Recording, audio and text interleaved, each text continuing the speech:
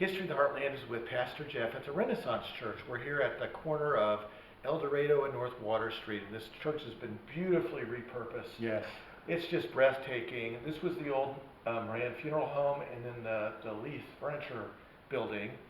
I don't know what to say. How did you get the vision to transform these buildings and reuse them in this beautiful way? Yeah. So my wife and I did not grow up in church. So I had no really framework for what churches are supposed to look like. But when I became a Christian, I realized I would love for my friends to come to church with me. And every time I would go visit a venue where bands would play or something, I would look around and go, this would make a great church. This would be a great church. So when we started Renaissance Church, we decided to build something that in our mind didn't really feel like a church or look like a church. It looked more like a place people who don't go to church would want to come to. And so we took these old 100-plus-year-old buildings and started to renovate them. We pulled down the old plaster, we exposed all the brick, refinished all the hardwood floors, real tall ceilings, exposed beams everywhere. It's just a really cool space. It feels less like a church and more like a loft apartment that you might see in downtown Chicago or something. And it just draws people in. They just really love to see the place. And from a preservation point of view, you've got the original marble floors, maple floors, for example, that just are stunning. They look like it's brand new maple. Yeah, 100%. And they came right back. And the floor guy that was helping us with some of the maple and the oak, he says, you can't even get oak floors like this anymore. These trees, we were trying to figure out, we have beams that we took out. The building's 120 some years old. We pulled beams out. We counted the grain of the rings of these wood beams.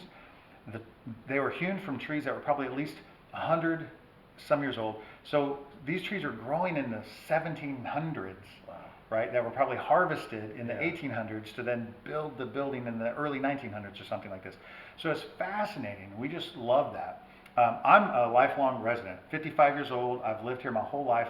I used to run around downtown when I was a kid, all the shops down here. And when the mall moved in up in Forsyth and downtown really felt that sort of lost a lot of business and this and that. When there was a resurgence or so back in the early 2010s or so, we were one of the first people. In fact, the first sidewalk that they redid in a whole downtown district was the sidewalk right outside of our church building. Mm-hmm.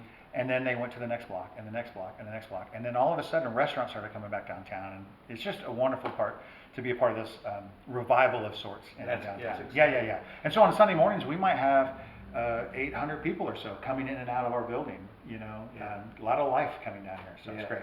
And you've discovered features in the building, like you were just showing us the ceiling inlay that was original to the building, and you kept that. Yeah, tin ceiling that was hidden above a drop ceiling that looked dilapidated, and so they just covered it up with drop ceiling. We exposed it and said, oh my gosh, this is beautiful. We've had people offer us a lot of money for that ceiling. We said, no, you cannot find it.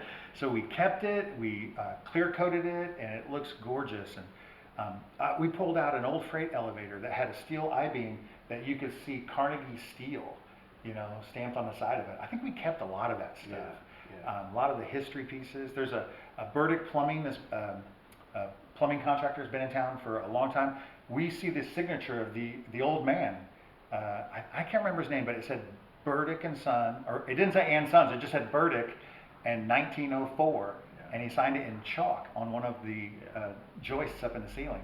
And so we clear coated that with polyurethane so that the chalk wouldn't fade, and it's just got a lot of cool features in the building. It's just great. Well, congratulations. Thank you very much. Yeah, thank you guys for the work that you're doing too. So great.